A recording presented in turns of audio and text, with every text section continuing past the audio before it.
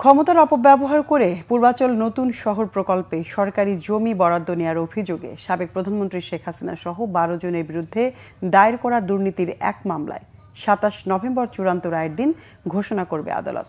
রবিবার ঢাকার বিশেষ জজ আদালত ৫-এর বিচারক মোহাম্মদ আবদুল্লাহ আল মামুন এদিন ঠিক করেন, রাজধানী উন্নয়ন কর্তৃপক্ষের পূর্বাচল নতুন শহর প্রকল্পে সরকারি প্লট বরাদ্দে প্রধানমন্ত্রী শেখ হাসিনা এবং তার পরিবারের সদস্য সহ ২৩ জন ব্যক্তির বিরুদ্ধে অনিয়ম ও দুর্নীতির অভিযোগ ওঠে।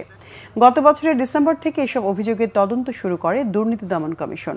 মামলাগুলোর নথিপত্র অনুযায়ী ঘটনা শুরু হয়েছিল গত বছরের ২৬ ডিসেম্বর, যখন দুদক এই প্লট বরাদ্দের অনিয়মের অভিযোগের তদন্ত শুরু করে। প্রাথমিক অনুসন্ধানে অভিযোগের সত্যতা পাওয়া গেলে চলতি বছরের জানুয়ারিতে অভিযুক্তদের বিরুদ্ধে ৬টি মামলা করে দুদক।